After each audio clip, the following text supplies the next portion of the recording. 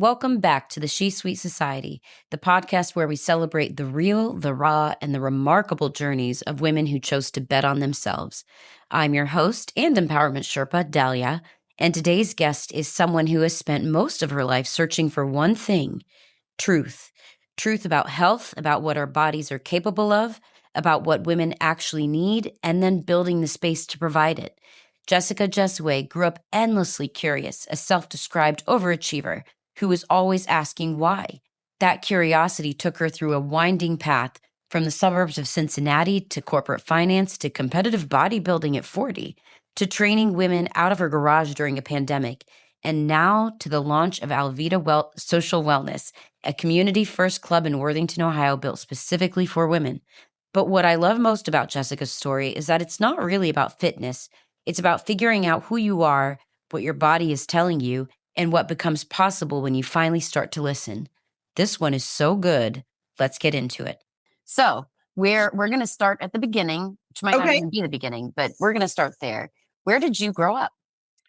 Cincinnati, Ohio, in the suburbs. I was a mall rat. So I did all the things that we did in the 80s and 90s and all of the processed food and sodas but don't worry, I drink diet soda. So yeah, it was always, we'll kind of get into that. Health and wellness has always been with me since I was very young, but yeah, just suburban Midwest kid, two younger brothers. So Oh, you're the oldest. I'm the oldest, only girl, an oldest granddaughter, and yeah, so I have all of those traits. And So, the pressure. yes, and You're the only girl. yeah, so only girl in my family, and then I was the only girl cousin for 10 years before my other cousin was born. So yeah, so just I was my mom and dad had me early and had to get married because of me. So I actually spent a lot of time with my grandparents as well. So they were a huge influence in my life. And then my mom has 4 siblings and my dad has 7. So big Catholic families. So always around family, always growing up around family, super active. So yeah, it was a good childhood. I was very, very lucky, very lucky. How would you describe who you were back then? How did you fit in yourself? That's an interesting question. I don't know if I really ever thought about it. I have been super independent since I was born. One of the stories is my dad is really into technology and he had all these like stereos and different things. And I was like 2, like a toddler, and I knew I wasn't allowed to touch them. So I would literally go and stand right by all of his equipment. And he did music and all this like guitars and stuff. So it was always a like, don't touch that, don't touch that. And I would just stare at him and like literally put my finger out, like, I am going to touch this. So I think from a very young age, I always had an independent streak, if you want to call it that. And, a why can't I touch this? And curious and wanted to know what the adults were doing and grew up with a lot of adult influence. So yeah, Mischievous. I was a little mischievous. I was mischievous, but I also was the good girl. I did, all the good grades, overachiever, straight A student, and really wanted to do a good job. And, I think that curiosity, I was always trying new things and, just all across the board. So it was very cool. It was fun. I think my personality was ingrained very early. So You just were you from a very early age. I yeah. love that. Yeah. So you went where after childhood? So grew up in Cincinnati. We moved to New York for a couple years, moved back to Cincinnati. So really most of my childhood was in Cincinnati. I went to Denison University, which is just east of Columbus, a liberal arts school. I'd actually looked at doing a accelerated medical program. So I was always interested in health and wellness and medicine. And I decided last minute not to do that. So we don't have any doctors in my family. So I was the one person who was always interested in health and nutrition. I started that at an early age. I was taller and bigger, and I've been this height since I was 12, 5'6". So I always was very body conscious and body aware, being a girl growing up, especially in the 90s when we had the, Kate Moss culture. And I was always bigger and more muscular and athletic and, just didn't kind of fit that mold. So I was always very body conscious and body aware.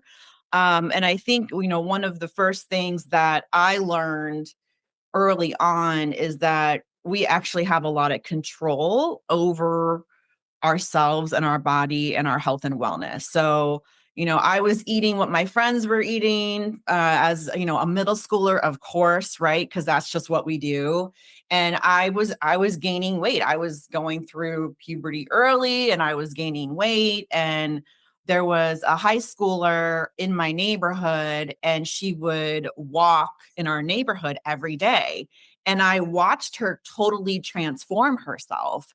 And I thought, oh my gosh, there's something here. And that was the first thing when I was probably like 13 that I realized that exercise and movement and like, eating nutritious food, we can actually change the way our bodies are responding to what we're doing from a health and wellness perspective. So it was a very early kind of insight for me. And so through high school, well, the beginning of high school, I lost about 20 pounds, adding in exercise and running. And I was the girl going to the step aerobics class. This is dating me. No, they still do that. They still do it. You know what? It was really fun. And I went to this club up the street and I was in like, I think it was at the community center.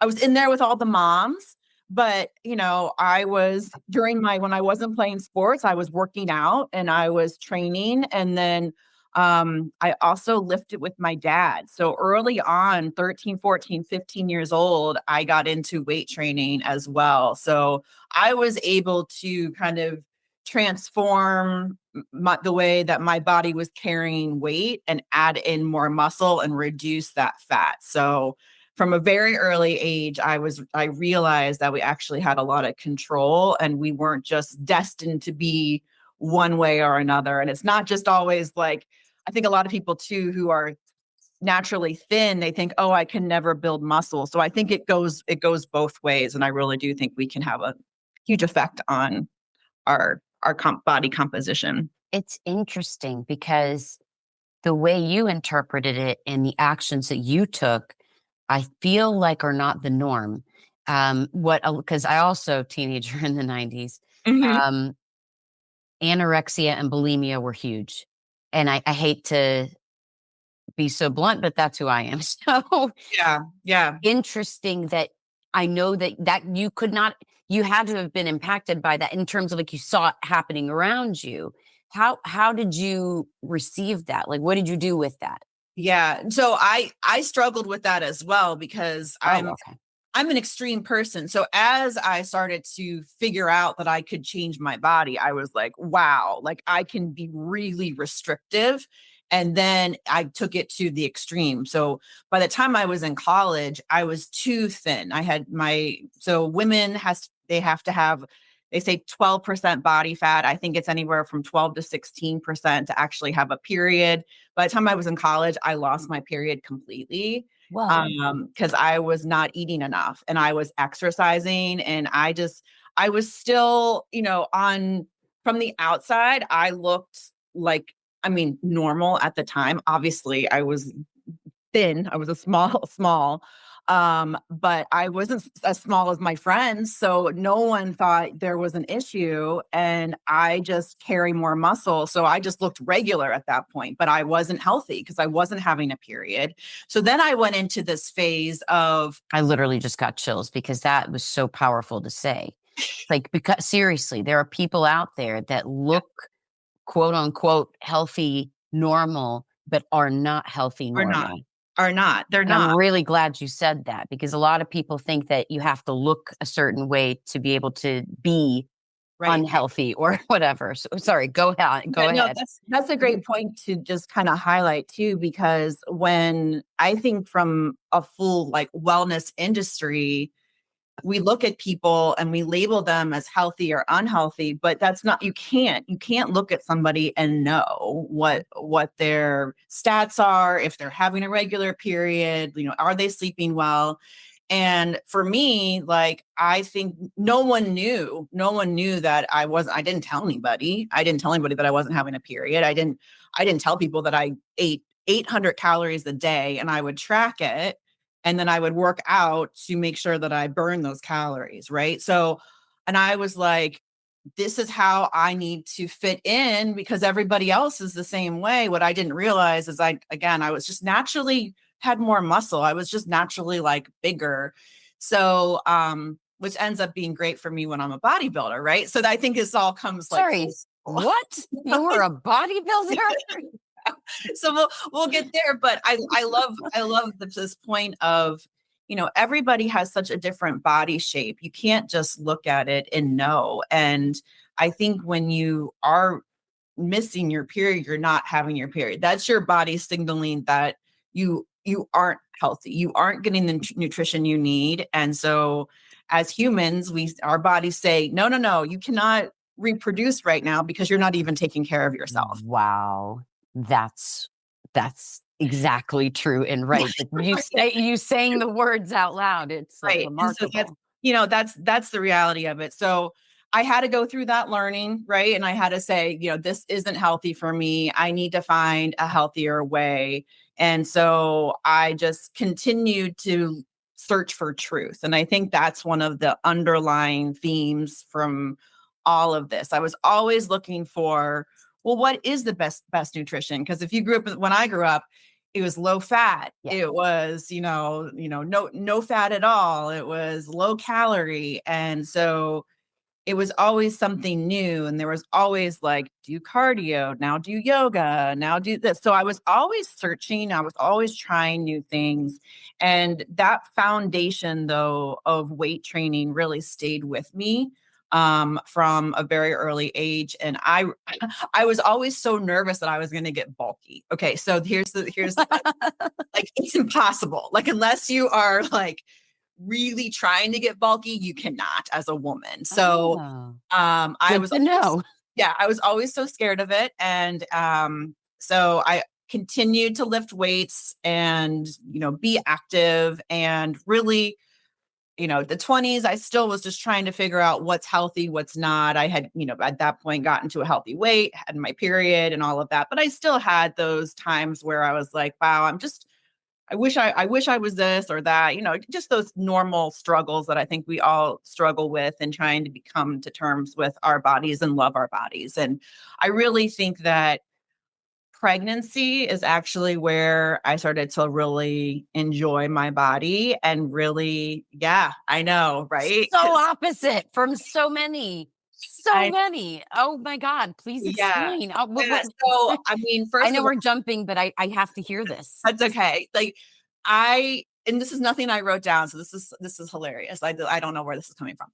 So I just feel like when I was pregnant, I was like, it was such a realization of this is what my body was meant to do. And I'm saying that as a complete feminist who thinks that women should be working and doing whatever they want to do. But when I was pregnant, I realized that all of these things that my body had been telling me for all of these years led up to that moment of me creating this life.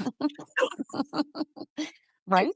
Right. So then I'm like, oh, duh. Like, I mean, I was pregnant at my first time at 31.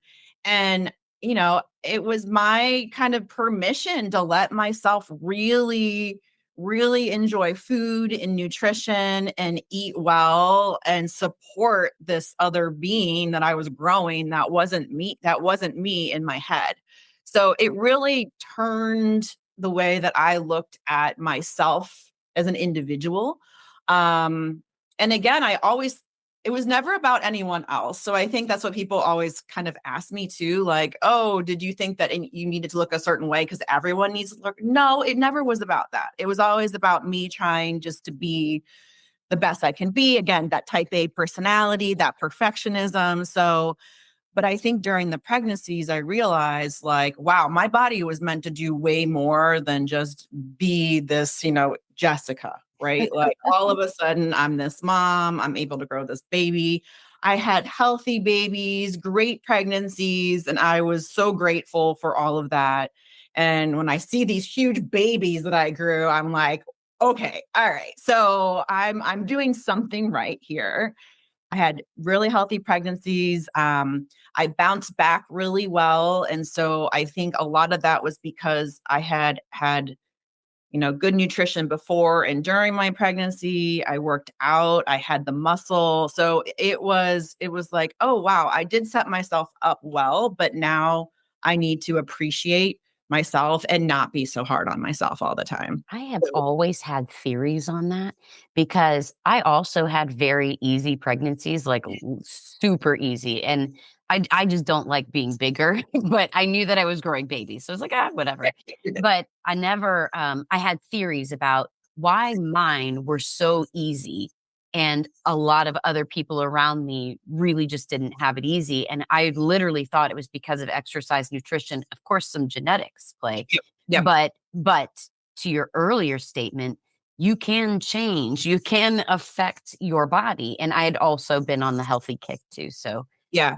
I think you just validated that for me. Yeah, I mean, I definitely feel like there is something about being in shape and having good nutrition.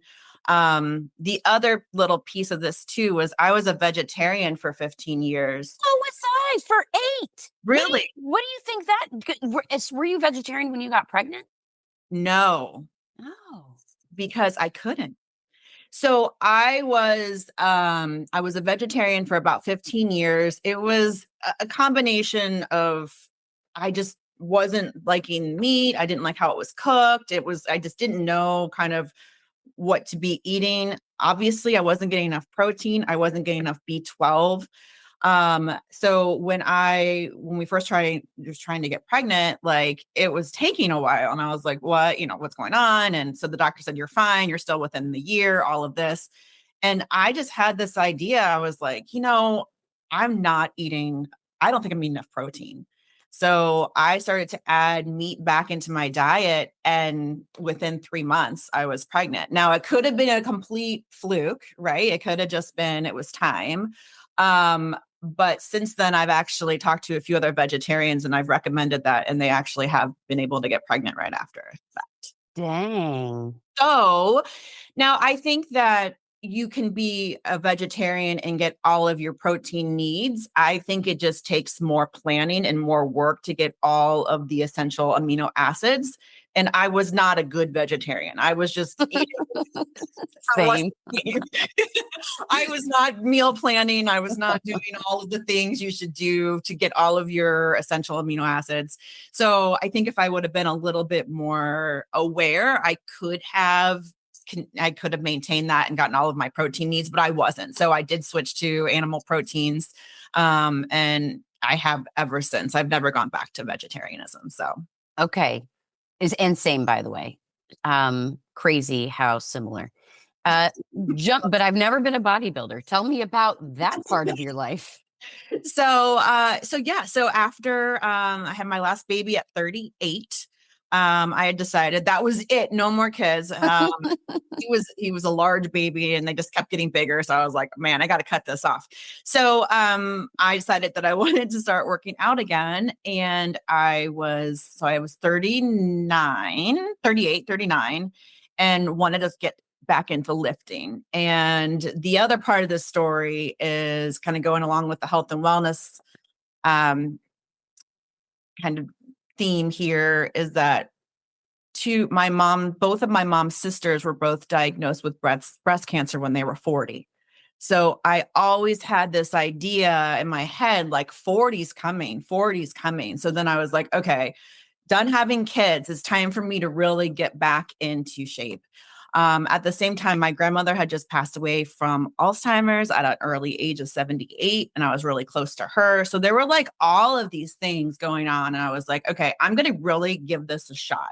So I had this belief that building muscle was going to help for long-term health, metabolic health, get me back into shape after, our bodies changed so much during pregnancy. So I just thought I needed to get everything kind of back in shape for myself. So People can't see the motion you just did, but it is suck it all in motion. It's like, bring it all back. Gonna bring it all back. It was all stretched out for those big babies. So I started lifting, and I gave myself a 6-month goal. And I said, I'm going to do this consistently for 6 months. And after 6 months, if I make it through 6 months of being consistent, I'm going to buy myself a new gym wardrobe. So that was my goal. So until then, I couldn't buy myself any new gym clothes. I had to just wear what I had. And so I gave myself basically a carrot and a goal with a time and a specific. I wanted to work out 4 days a week. I had a trainer and I had a plan. So I did that. And as I was doing that, my trainer had asked me if I'd ever thought about competing. And I literally was like laughing. He's a 30-year-old guy. He was a bodybuilder. And I'm like, dude, I'm 39-year-old mom of 3 kids. Like, what are you even talking about? Right? Like, no. And Dalia, like I'm the girl who wears like turtleneck. I mean, I actually kind of have Yeah, you do. You do. turtlenecks and long shorts, right? So bodybuild, I was like, no. So, I got to my goal. I really enjoyed it. I was feeling great. All of those things. And then I, working out again for another, let's say 3 months. And at that point, he's like, you should really try to get on stage. And so I did. I said, okay, well, I will get on stage when I'm 40. So we worked for another year together, and then I competed for the first time right around my 40th birthday. Wow. What did that feel like? It was awesome. I think it was outside of my personality. So I know we talked a little bit about personality and type A. So if you think type A, turtleneck girl, always doing the right thing, this was not part of that. And a lot of my friends and just acquaintances, they're like, what are you doing? They would send me messages like, this is not you. Are you okay? And it was funny because I just kind of laughed because it was actually exactly my personality. So in order to be a bodybuilder, you need to be disciplined, consistent. You need to track all of your foods, all of your macros, everything you do all day long, all of your movement, all of your supplements. So it actually was like I was already that type of person to be doing that. So, but what it did was it just set me outside of my comfort zone and really taught me that I can do hard things. So, as a mom, you're kind of like, the kids are everything. Like, I'm a mom. These are my kids. This is like my full-time job. And I wasn't working at this point. So I was just stay-at-home full-time mom. And so this really gave me something to do that, prove to myself that I can actually do those hard things. So like really hard things. That is so impressive. Just so impressive. I mean, it's just not things people think to do, as a personal challenge. And I love that you shared that. Thank you. Yeah. So Yeah. you go in and now you're sharing your knowledge with everybody because you are building something quite phenomenal that I will absolutely be signing up for. Please tell us what that is. Yeah. So really this started with my training. Coupled with that, I knew I wanted to go back to work, but I didn't want to go back into corporate finance. So that was my job. I don't feel like you have to explain why you didn't want to do that. Corporate numbers, spreadsheets, right? So you get the picture, right? So I wanted to go back to work, but I didn't think I wanted to do that. So I deep dived into the world of health and wellness coaching. So I got 2 different health and wellness coaching certificates, learned all, again, this goes back to being just super curious about health and wellness and nutrition and how much of it is mindset. And that's what I really love. I love to dig into mindset and how growth mindset and how you think about things. And so I did that. I got nationally board certified. I got my personal training certificate as well, because I just thought, as a 40-year-old woman, I was able to change my body composition so significantly and get on stage. I really thought there was something there for women, and the way that the trainers were training me was okay, but I just felt like, as a woman who had babies, there was a lot more that I was doing on my own to really create that core strength and work on my pelvic health and different things that I wasn't learning from the trainers at the gym. So I thought, okay, well, I think that now that I went through this, I have this knowledge. I would love to share it with other women. So I was getting this all set up, and then COVID happens, of course, because COVID, throws a wrench in everyone's plan. But with that, I had a few people reach out to me and ask if they could train with me because the gyms were closed. And so that's when I opened my garage and started training women in my garage during COVID. And I would train 4 women at a time. We were all, had masks on, socially distanced, all of that. But really, in the garage is where this idea started. So we would meet and we would learn how to move our bodies and strength train. And I would teach everyone about keeping your core nice and tight and controlled and movement. But really, it was the community that was being built between the women. And we talked about everything. We talked about hormones and sleep and our relationships and peeing our pants. And my husband's like, I cannot come into the garage when you guys are in there. Like, he's scared to walk through the garage to go to his car outside, right? Because he's just like, I never know what I'm going to hear you guys talk about. So it was, I saw the women progressing, and I was just so proud of all of them. And it was the little things. It was like someone coming and telling me that they could, carry the vacuum all the way up the steps, like just little things that women would be noticing with building the strength. But it was all those other things that I was like, why don't we have a place for this? And right, like, For us. Yeah. I don't know. for us, right? And so that was the question that I was asking myself, and that's when the idea started. And so I wanted a place where women could come and feel comfortable, where it wouldn't be the gym intimidation factor. It was going to be built for women, not the way that gyms are set up now with the sea of machines. I wanted to have a community room that you walked into first. So this community first idea. And so that's really where the idea started. And since then, it has evolved into Alavita Social Wellness, which will be a club in Worthington, Ohio, opening this fall. And basically taking those core concepts, but it grew from there. So it grew into not only community first, but creating partnerships with a lot of health and wellness practitioners in the area, because I knew I couldn't do this alone. I was always referring women out to this person, this person, this person. So I thought, well, why don't I bring the practitioners in to the women of the club? So Just that's so brilliant. Just so brilliant. And what we need, there's a lot of women, which because this is what you do. But there's a lot of women that just don't know where to start. We want to be healthy, but you're on the precipice, especially those of us that are in our 40s now. You're Yeah. on the precipice of being in menopause. You're Right. but you're still fertile. So you don't really know what to do. Don't know what to do. Right. Some of us are stretched for time. Some of us are stretched financially. Some of us, we just don't know where to go and where to start, and let alone to even put yourself first.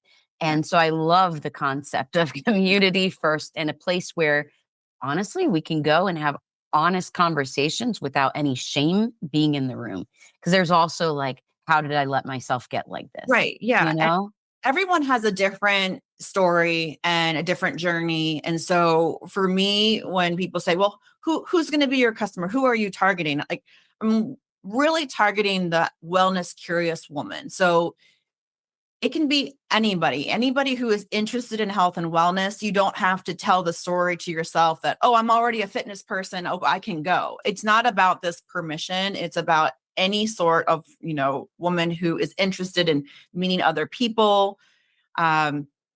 learning about health and wellness, just being part of a community, really. And so it really opens up the door to a lot of women who may feel like they're not that type of woman to go to a gym or to go to a studio. And so what we're doing is taking this community first approach where you can come and just be a community member and you get one free credit to use towards a fitness class. So you can use it or not, it's just free. But you can come and be a member, enjoy the space, get the discounts at the day spa and the recovery room, and join us for programmed wellness events and different events that we have throughout the year. So it's kind of this flexible model where my hope is that women come and they get through the door and kind of bridge that first hurdle. And then when they're there in the space, they're going to see other women just like them. And they're going to say, I can do that too. And so that's the secret. But now I just said it on your podcast. But that's But I love that you started there because that's the hardest part is walking through the door. It's getting out of your car and walking through the door is the hardest part. just I love that. Thank you for sharing literally everything. It's how many, our third time really getting to talk. yeah. But Yeah. I've enjoyed every time I've talked with you. But in the interest of time, Mhm. I end every episode the same. Although, again, as always, the whole episode is literally advice. But what piece of advice could you give to a listener listening right now that maybe you think they need to hear in this space? It could be a mantra you live by too. Yeah. So I really love taking things very in little bite-sized pieces. So I think right now we always hear big dreams, go big. And I think a lot of times, like I remember being a stay-at-home mom and thinking like, sure, I would love to dream big, but right now I'm just trying to get my kids, dressed and off to school. And I only have this little bite-sized amount of time to do anything. And so, I mean, my advice to women is you don't need an hour, you don't need 6 hours, you don't need to go on a wellness vacation. I think that's another thing that is kind of this idea that wellness needs to be this super luxurious big event. It can be small bite-sized pieces where you're doing something for yourself in those 5 minutes or 10 minutes or 20 minutes that you have throughout the day. And then those habits stack. So I'm a big believer in habit stacking. So I think a lot of times we try to say, okay, Monday morning, let's go. I'm going to like be healthy. Right. And then by Tuesday night, we're like, yeah, I'm good. I'm going to have pizza now. So I think that there's a really great opportunity to just do little things and get those consistent. Pick one thing for a month and do that consistently, and then try one more thing, and then add 5 more minutes to your routine, and just stack it because we really have the rest of our lives to create these habits. So we're not, it's not a race to get to summer or anything like that. I don't believe in that at all. I believe it's a lifetime practice of wellness. So That is perfect. I love that. Yeah. It's a summer body. It should be an all year round body. it's all year round. It's all You year still round. have your body. So. Right. Right. Jessica, thank you. Honestly, I knew your story was going to be powerful and you did not disappoint. I'm so glad we got to share it. If today's conversation resonated with you, please reach out to Jessica. Her contact information is in the show notes. And if you're in Columbus area and want to be part of what she's building at Alvita Social Wellness, do not wait. Get on her radar now. And here's the takeaway I want you to sit with. You don't need a big overhaul. You just need one small thing done consistently. Stack from there. That's it. Wellness is a lifetime practice, not a race. If this episode meant something to you, share it. Send it to a woman in your life who's been trying to figure out where to start. Leave us a review. Tell a friend. Every share helps this community grow, and I'm so grateful for every one of you who keeps showing up here. Remember, your life is your story to tell. Why not make it extraordinary? Until next time, I'm Dalia. Thanks for being here.